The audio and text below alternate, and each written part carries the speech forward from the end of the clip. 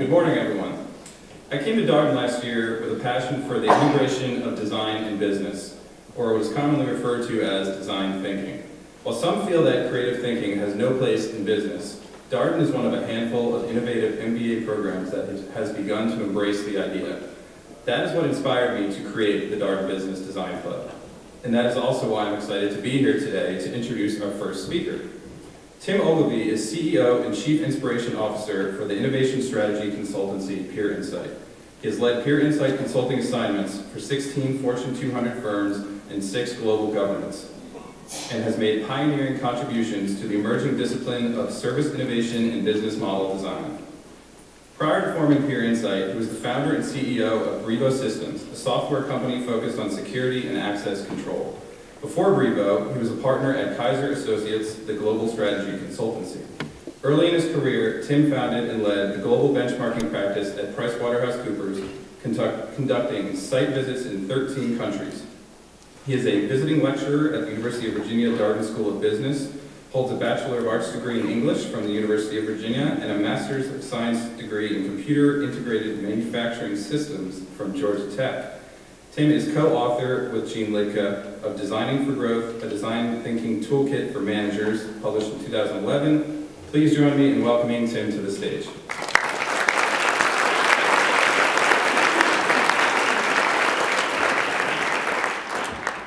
So when I saw the sticky note, in my mind as an entrepreneurial thinker, I saw a different kind of paper showed up in my mind. So I quit my job with 2 colleagues. We had $250,000 in the bank, and we were able to work for 6 months without any income, right? And we came up with this idea: if we're going to turn that Post-it note into money, we'll have to have some sort of device to make the transformation. And it was that sketch there. It was a smart mailbox. So we're going to take your mailbox and we're going to put it on the internet so that when the package from Amazon got there and you and your spouse weren't home, the UPS guy or the postal guy or gal could make a delivery to a smart enclosure. And at that moment that it was delivered, a message would be sent to your BlackBerry that your package was here. A message would be sent to UPS that your delivery guy made a delivery, and a message would be sent to Amazon that their customer had gotten their package, right? A closed loop end to the last mile of e-commerce. So that's what we had in month 2, was $250,000, 3 of us with no salary and a few more months of runaway. That was our affordable loss threshold for anybody who's talked to Saraswati about the affordable loss principle. By month 5, this was our concept. It was an igloo cooler. I didn't have a picture of the real thing, but it was an igloo cooler. Inside of it was on top was a commercial keypad that we bolted on. Remember, I'm an engineer from Georgia Tech too, right? Underneath was an actual BlackBerry, a RIM radio that we had wired to the bottom so that it could send messages to and from the internet, right? An IP communication device. And then we had a marine battery in there, so there actually wasn't much room inside the cooler for a package. But at least we could demonstrate that the darn thing worked, right? And we wrote some software, obviously, to make that happen. With that, the firm we called Brevo Systems attracted a partner called IDEO. And IDEO said, oh, we would like to design that device for you and be your partner. We'll give you $250,000 of cash and services in exchange for equity. And we raised $1 million from friends and family. So now we got $1.5 million to work with 5 months in. By the time we got to month 10, this is what IDEO had done with the money, right? They had done some beautiful work, created an award-winning device that was referred to as Oscar. That was our code name for it. Oscar the Grouch lived in a trash can, so the code name was based on Oscar the Grouch. And we attracted a manufacturing partner, an investment partner. We raised $7 million in A-round money, right? Now have some people, 20 people, writing software and developing and network operations, right? By the time we got to month 16, we were in Wired magazine, right? We had attracted a partnership from Maytag. Maytag was going to manufacture that device that you see on that tear sheet out of the November issue of Wired magazine, and we were going to be distributed like a new consumer product. And at this point, we had 34 people in the company, a proper burn rate, and I am a millionaire on paper. A dream of every entrepreneur, I'm sure. So, unfortunately, by the month 21, we got some bad news. First of all, if you're old enough to remember, the e-commerce bubble burst that spring. We were still good until the entire leadership team at Maytag got the boot by their board, right? So we literally woke up and read the Wall Street Journal one morning and saw that Lloyd Ward and his team had been swept out of office at Maytag. We called immediately. Nobody there would admit to knowing Brevo Systems. Right? There was nobody there who knew who we were or cared. So in entrepreneurship, this is sometimes referred to as an aw shit moment. Right? And so we said, those appropriate magic words. And I called Bob Faley, our venture capital, our primary financier and board member, and I said, Bob, we still got $9 million in the bank, and I think we're done.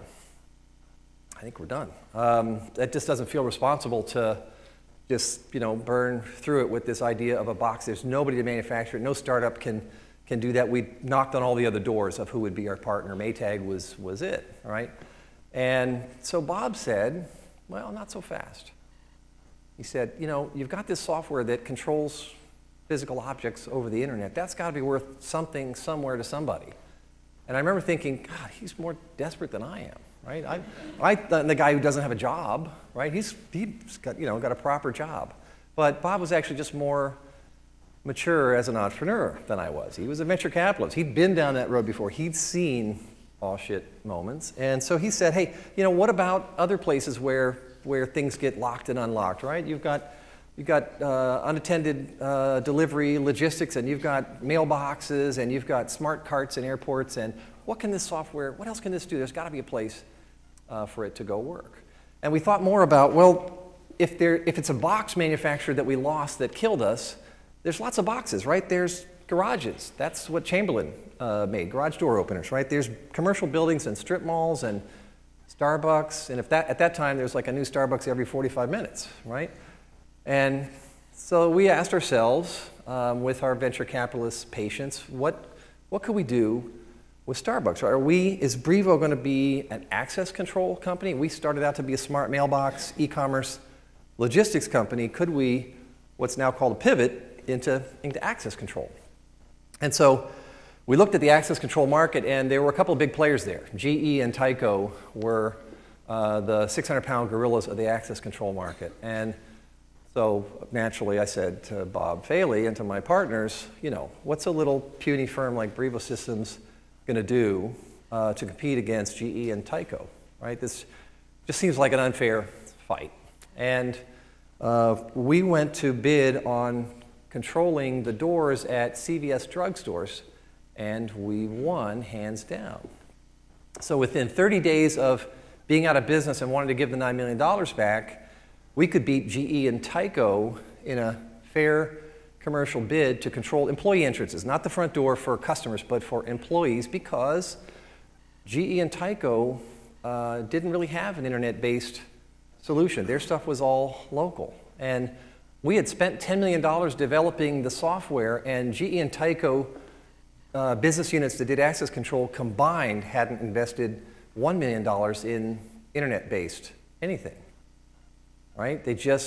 They were too busy maintaining the product they had that was local software-based, right? They were too busy making line extensions and improvements on something that had been written in C++ a decade earlier, right? They were stuck servicing their current portfolio, and it was an unfair fight. I mean, not only had we spent $10 million and they had probably spent $2 million, we had spent $10 million startup dollars, right? With no overhead, with working crazy hours. You can't find 25 people at GE to work the way a startup would work, right? It probably would have taken them $20 million to have what we had. And I just was not prepared to understand that at all as a 38-year-old entrepreneur. I couldn't make sense. That made all the sense in the world to Bob Faley, our VC, right? Bob had been down this road.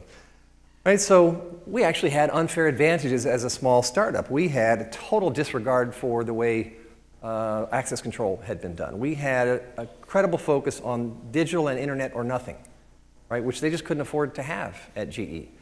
Right, we had this incredible speed of reconfiguring ourselves because, that's the only world that we ever knew. We didn't have another way. And this agility to experiment with business models. Ultimately, Brevo Systems was one of the pioneers of software as a service business model.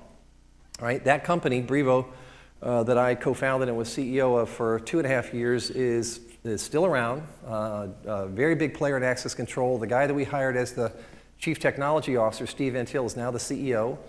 They've been profitable for 9 straight years, right? So as an entrepreneur, you think, wow, we really created something lasting in the market, right? That feels good, right? We had our bad moments, right? And we ended up in a good place. But it caused me to ask, why can't a corporation compete with a startup, right? What is it, and does it have to be that way? At a personal level, I worked 80 hours a week for those 2.5 years. In the middle of that, I managed to have a marriage and a baby, and that made me think twice about working 80 hours a week, right? And I thought about what's a low capital way that doesn't raise $17 million of other people's money to participate in the marketplace that I really know and care about, which is entrepreneurship, right? So that caused me to form what is now our firm, Peer Insight. And we asked ourselves this question. So we took a deep look at how can a large corporation participate in entrepreneurship and benefit from the methods of entrepreneurship. And if you're a Darden, this isn't a Darden student audience, but some of you are, and if you're a Darden student, you might be entrepreneurial because you're here. I assume that's the case, right? You might get a job, though, with GE or Tyco, and how could you be an entrepreneur in that environment? So we studied in a research basis with about 50 companies. Here's a bunch of the logos of companies who were motivated to figure out how do we become more entrepreneurial. Let's share our model of internal entrepreneurship and see what's missing. And to think about what we learned there, I just want to take you on a quick tour of corporate value creation. These companies had mostly, take any engineering-based company like Siemens, right, or Tyco or GE, right? In the 50s and the 70s, they had this tradition of R&D in the lab and then entrepreneurship. Hey, we can do something new. Let's see what it's good for and go figure out how to make it stick in the world. They were all entrepreneurs at one time or they wouldn't be here, right? And then in the 80s, they went through this revolution around quality and operations improvement that was really sometimes called Six Sigma or the quality movement or what have you. In the 90s, we began to really expand globally, and they did something that we refer to as sort of M&A and then Six Sigma on the back end, right? Let's acquire the other people like us, or let's enter a new geography. That'll be our growth plan. Take the things we're doing, do it on a bigger scale, do it in new geographies, right? By the 2000s, that engine was out of steam, and we started to digitize everything, just as I helped GE and Tyco become digital in their access control. Everybody became digital in all of their markets in some form, and we had to design customer experiences that made more sense using digital distribution, right? So the decade of the 2000s had a lot of experience design elements, and now in the 2010s, we're not just translating the experience, but consumers are much more empowered and much more powerful, and businesses are having to deal with this trend of consumerization. Every market, B2B or B2C, the power is shifting from the center out to the hubs, out to the end users. And as I look at this, I think, well, that's R&D again, but it's external R&D, right? It's not what you can figure out how to do in your lab if you're GE or Tyco. It's what you can figure out how to do that customers really want and that partners will be able to contribute to configure new business models and new value propositions. And maybe there's some lab part at the end of it, but the lab isn't the key anymore, like what happens in the world. And so that's really the model. Those are the forces they're seeing. So if I plot these on a 2x2-ish matrix, it kind of looks like this, right? You've got following your intuition and doing it internally was where it started, right? That's the R&D lab. I can figure out how to do something in my lab internal to me using science. Now let me go try to cause it to be somehow through my intuition with these experiments in the world. And that's how all these companies got started, right? Then with Six Sigma, they're still internal. They're working on internal processes, but they're moving up towards being able to calculate how to fix it, right? We actually have a stream of data. We can calculate the process capability. At that point, the entrepreneurs start to recede as you're going to Six Sigma, and the operations guys, engineers like me from Georgia Tech, really are powerful forces in the company, right?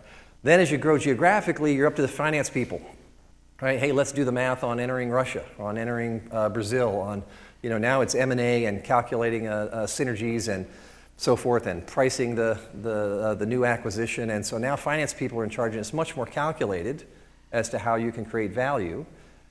Right, but what's happened since then is we're moving now from internal to external, and we're coming back down to having to have corporate intuition and place bets and not know how they're going to work out. Right? So the entrepreneur is needed again, but not to create the company, right? But to reinvent the company's value proposition in the market through small experiments. To me, it's very exciting because there are a lot more jobs in entrepreneurship, and there are a lot more ways for you to develop your skill set and to create value with entrepreneurial skills without having to quit your job, get two friends, save $250,000 and live without an income for 6 months. There's just a lot more platforms for an entrepreneur. So as we looked at how can a corporation compete with startups, we said, well, what is entrepreneurship anyway? Basically, it's to find an idea, attach some risk capital, and connect to customers. Right? There's these basic pieces in place.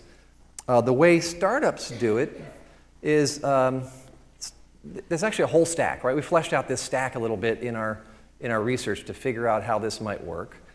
So it goes from risk capital to having some investment strategy all the way down to customers and a business ecosystem around which to draw your partners. And as we look at that stack, I'd say, both groups have probably equal access to risk capital, right? GE could put money behind internet-based access control. It's an investment choice they had, right? But they didn't make because their competitors weren't forcing them to do it until Brevo Systems came along. But they have money, right? Also, the venture community has money. The classic risk capital community has money. That's what we got as Brevo Systems, right? I think we both have access to capital. But when you look at the investment strategy, startup has an advantage, right? I just want to be successful. I don't care if I serve the mothership of GE as a startup, right? But if you're an internal startup at GE, you have to think about the constraints of being on strategy. From an investment and risk management standpoint, startup has a huge advantage because you're risk friendly. You understand, the venture investor and the entrepreneurs understand that this is the high risk portion and you're in it to take the risk and see if you can make it come out, right? Whereas the corporate world likes control and predictability. And so it's a big mindset shift for them. The biggest piece that's different is entrepreneurs, right? Entrepreneurs, a lot of them don't want to work for GE. And so they have access to that person that galvanizes. And then the team that the entrepreneur surrounds is like-minded people like him or her. And so we saw those are big advantages of a startup. But when it goes to ideas, both of you have access to lots of ideas. The going concerns, big corporations have tons of ideas because they're out there with customers every day solving customer problems. So I think ideas is on par, but then we get to the advantages that a corporation really has, right? Corporation has a basket of intellectual property, has brands that mean something to people, has customers, tons of them, right? Every startup is desperate to have a customer, right? That's where you started. You don't have one when you start. And so, but a corporation has dozens of them, some of whom are friendly enough to try new stuff in new ways, right? And then an established company like GE has a massive partner ecosystem who might also be willing to try stuff in new ways, right? So if you go to work inside a corporation, you think, hey, I actually have some advantages in the entrepreneurship model that the startup doesn't. And the startup has some advantages that I don't. And it's good to understand where those advantages lie and what problem I'm trying to solve for if I'm the intrapreneur, right? Now, we put in the middle of this chart the entrepreneur. I think, well, that's what we call her if she operates on the left-hand column. If she operates on the right-hand column, we sometimes call her the intrapreneur. She's inside a going concern, right? But she's going to behave the way an entrepreneur behaves. So what we need to fill in, and what my practice has been for the past 8 years, is to go to those large companies as a consultant, coach, and partner, and to give them the things that they're missing, which we think of as the 3 Ps: passion, permission, and protocols. Right? If we can institute a set of protocols that creates some funding, that lets that funding go out and act in the world in a more entrepreneurial way and to account for itself the way an entrepreneur might account to their venture capitalist, the way I might call Bob Faley and say, I don't feel like spending this $9 million, it doesn't feel right. And create that level of responsibility and accountability, right? Let them attract teams that operate in different ways from how the core business operates, especially if we can connect it to the bottom. If we can connect it to the customers we have that startups don't, and to the ecosystem partners we have that startups don't, then we can play, it can be a fair fight with the startup. Now truly there are things that are really radical and revolutionary, and no corporate entity should be exploring those, right? There's a risk profile that belongs in the startup world, and it's great. The point of a corporate intrapreneur isn't to put startups out of business, right? It's actually to do things that even the startup can't do, right? Because the startup doesn't have the basket of intellectual property and the customer relationships that GE has, right? The startups can't even see some of these opportunities. They're just not apparent in the way that they are to GE. So GE or any big corporation actually has opportunities for entrepreneurship that aren't exposed to the world. And there's a fiduciary responsibility to do something with it, right? The team at GE should be embarrassed that Brevo Systems came along and created internet-based access control, because they really had all the information they needed to go create that business. And it's not even revolutionary, right? It's evolutionary. They were starting to build it, but it would have taken them 8 more years to put out anything meaningful, because they weren't feeling any pressure from their market, right? It was there. And so today, corporations are saying, well, we got to go mine our portfolio and find those opportunities and get started, and not wait for a shot across the bow from a 20-person firm like Brevo Systems, right? And then potentially have to acquire them and, you know, waste the energy, right, to do that. So that's really the field we work in. You know, in terms of these entrepreneurs, Gene Lika and Bob Rosen and Robert Wiltbank wrote a terrific book on this, The Catalyst. And The Catalyst describes the characteristics of this entrepreneur, right? This is actually how I first got connected to the Darden School, as they were working on this project, and we saw some overlap in what our firm was doing and what they were working on. But here's what Jean and her co-authors found, right?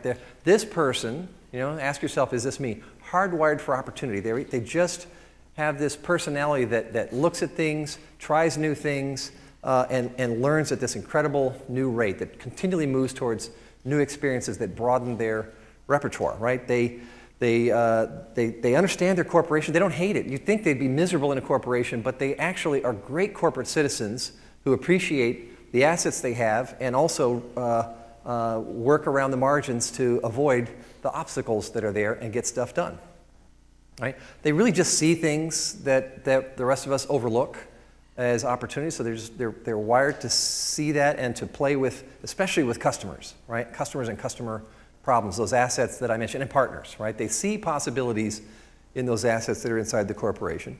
And then they have this bias for learning through action as opposed to analysis. So instead of building up a big spreadsheet of pros and cons, they're more likely to architect a little experiment and go try it and to see what happens, right? And it's an incredible bias towards action, right? And then finally, there's a leadership personality of the entrepreneur that Jean and her co-authors call leading with guns and roses, right? Really tough, set really high standards, counsel out the folks that aren't working, right? On the other hand, the people that are there get incredible opportunities, incredible support. They arouse the passions of the core team, right? It's all focused on the task.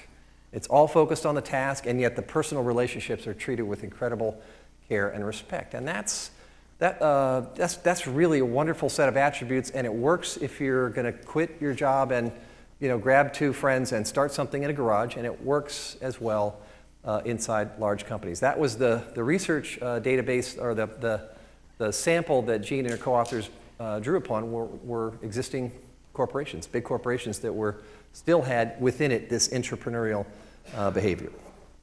Right? So now we know who these entrepreneurs are, and they know where they're going to find growth. They're going to find growth in some adjacent space next to their core business, and they're going to plant a little seed, right? So here this shows, hey, we got these 2 core businesses, right? Or if you're GE, you know, 7 core businesses, whatever they are. You got a couple of growth businesses. If you're GE, you know what those are. But then there's all these adjacent spaces that you think about and may not do anything with unless you create an entrepreneurship unit, right? Some sort of an incubator or white space exploration unit. And that's been our job at Peer Insight, is to help set up these units or help restructure these units so that they can use the tools of design thinking. right? So the beautiful thing about this is if it doesn't work on a small scale, it doesn't work. And that's exactly the same thing is true for the startup, right? You've got to do it on a small scale. You don't have the resources to do anything bigger. And big corporations are getting really savvy. Let's try a small experiment, right? Instead of the grand home run play. Let's try a small experiment and see what works. So in the 50s through the 90s, we had this growth model. And this list, there's nothing wrong with it, right? You say, hey, we're going to have strategic plans. We're going to focus on our core customers. We're going to compete like hell, right, against our competitors. And we're going to protect our intellectual property, right? And I call those solid networks, right? We're keeping internal the stuff we've got, and we're going to really pursue our competitors. We're going to use technology to leap ahead, so we're going to depend on our lab for that. We're going to have these eureka moments, because we always had those back in the 40s and 50s. I'm sure there's some more breakthroughs in our lab, and then we'll crunch the numbers to make sure it really works. And all of those are appropriate in your going concern of the business. But what intrapreneurs are doing is a different kind of logic. Right? They're saying, instead of strategic plans, let's just operate on strategic principles. Right? And the plans are just going to have to change once we find out something new or different in the market. And if you can come back to principles and get agreement on that, that's how the white space exploration unit in a corporation are set up. Right? Instead of the core customer, let's look at our future customer. Who do we believe we're going to grow with? Even if it's a small group right now, is it profitable, and demographically, is it growing?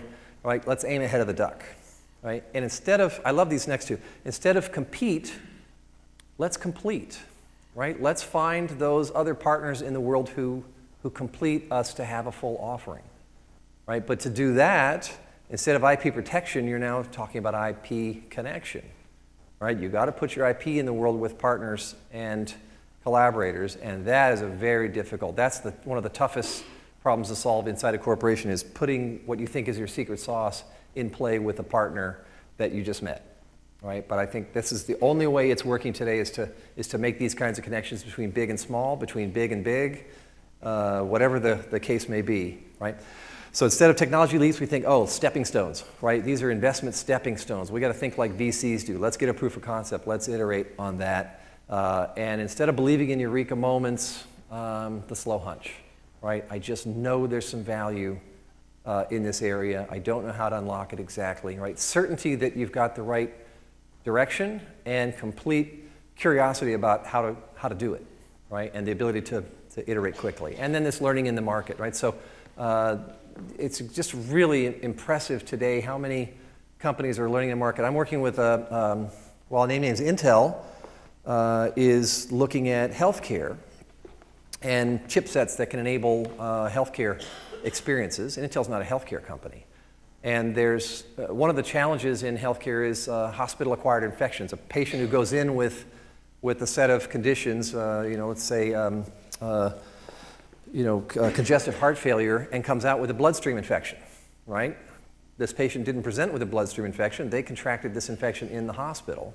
Well, there's a bunch of very known methods for how to prevent a bloodstream infection from occurring, and it still occurs in 5% of patients. No manufacturing firm would ever tolerate that 5% introduce errors on the line. But in healthcare, if that patient stays there for an extra 5 days, the hospital gets reimbursed for 5 more days.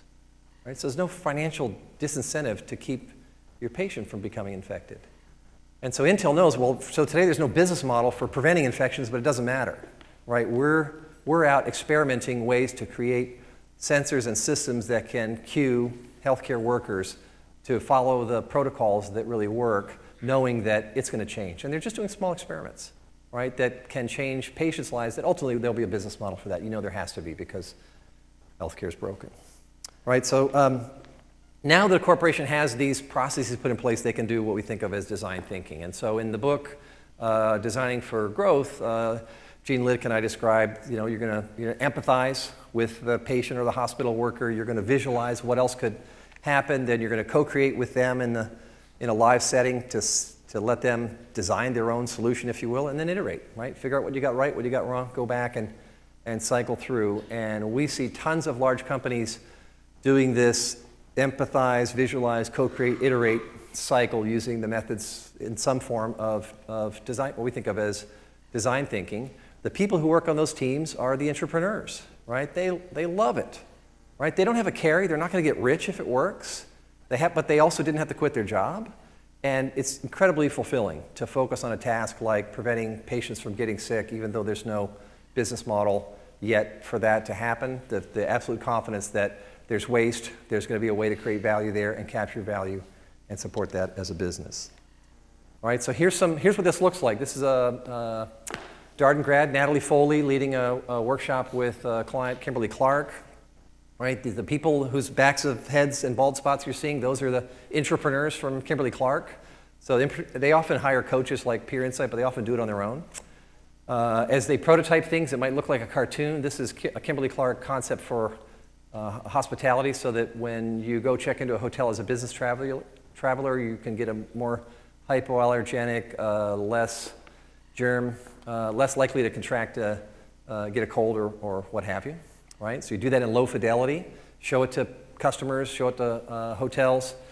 At some point, that little door knocker thing you saw, or that door thing you saw on the left, you render it a little more high fidelity so it becomes a physical artifact, and you go test it in a couple of hotels.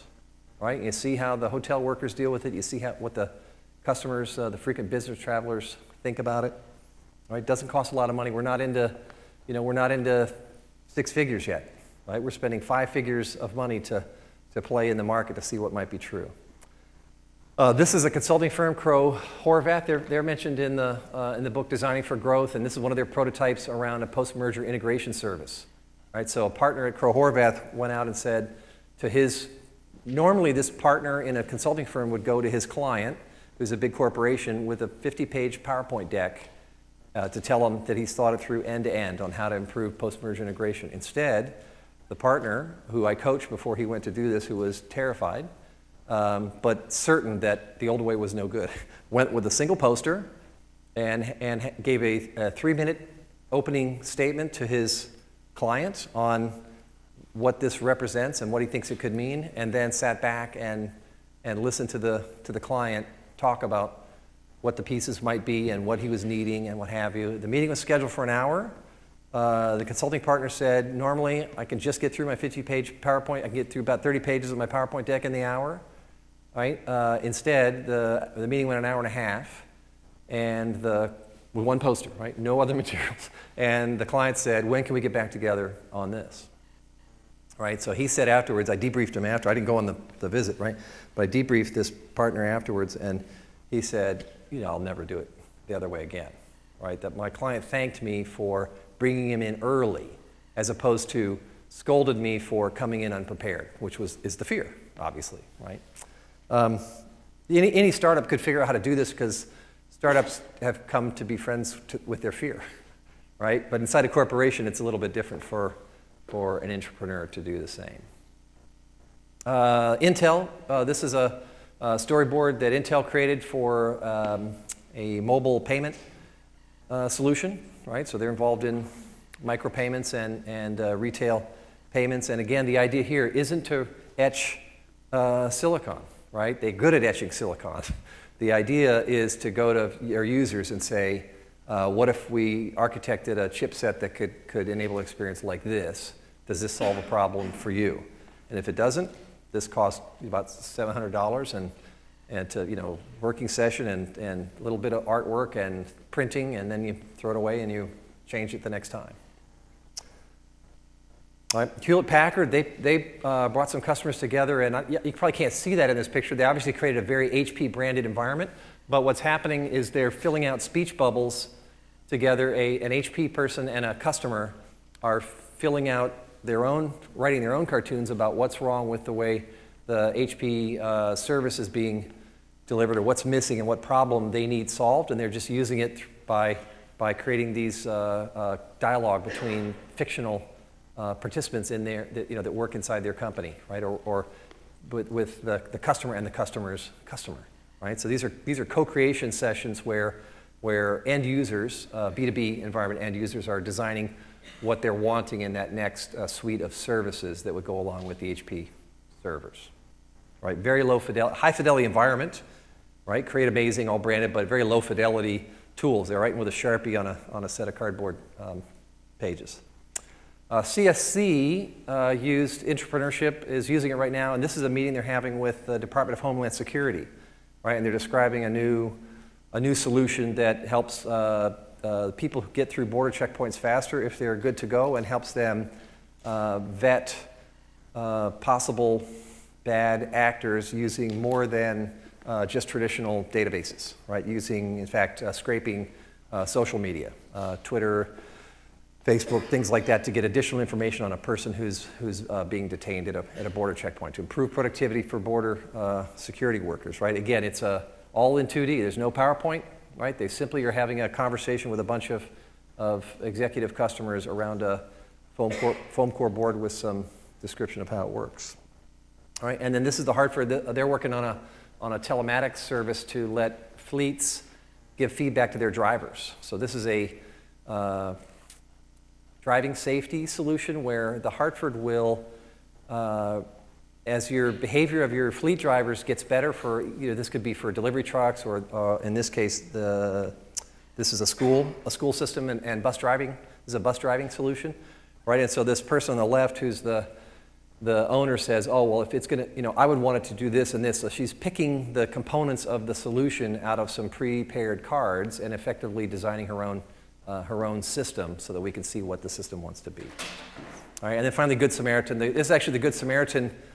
This is a company that provides nursing services to elders in 25 states, and they're actually designing their whole innovation system as a collaboration. So 25 people came together to design how they were going to fund and manage in-market experiments on behalf of Good Samaritan. A very inspirational group of people come together to innovate how they innovate, basically.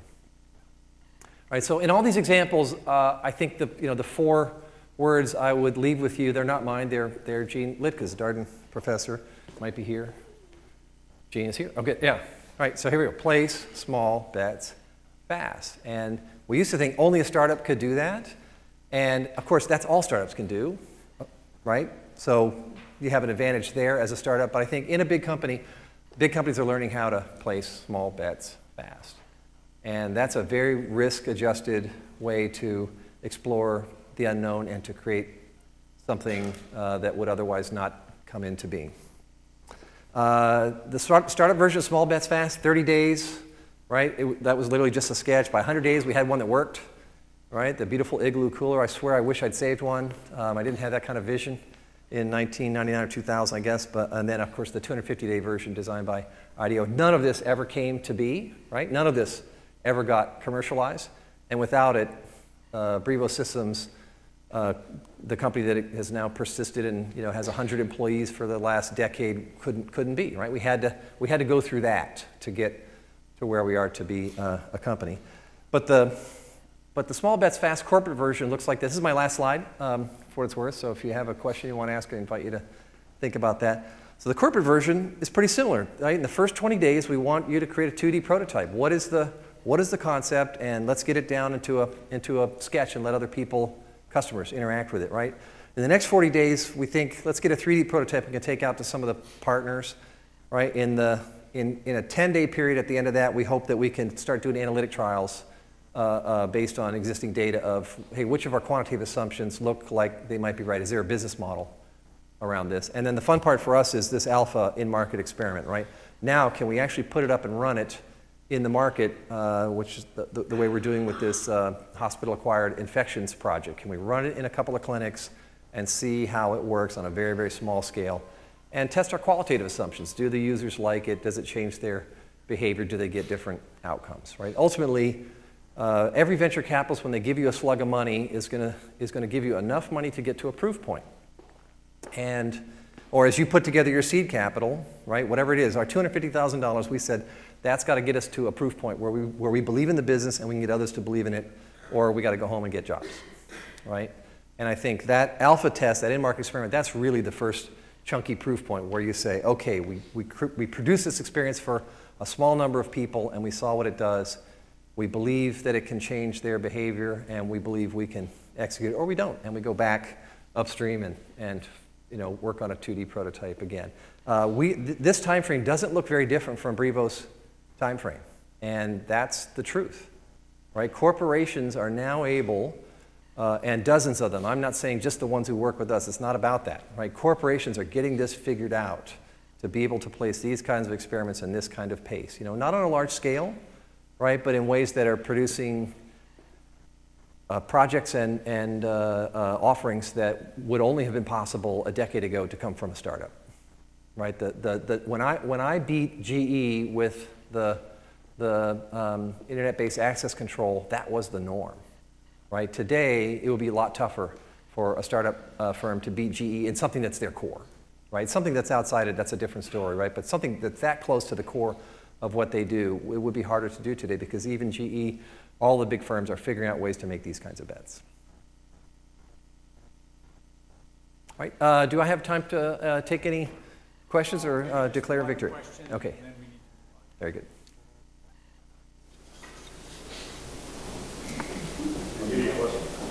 When you're talking about the fractured units inside the company, do you ever pit one unit against another, so kind of a Darwinian thing, or is it you only want to invest, have one unit go after a particular idea, or do you want to really create a competition within those fractures? That's a great question. I've studied those cases, and I love them, and I'm fascinated by them. I can't get any clients to want to pit their people against each other, and one of the reasons is it's hard enough as an internal corporate person to address the notion of failing.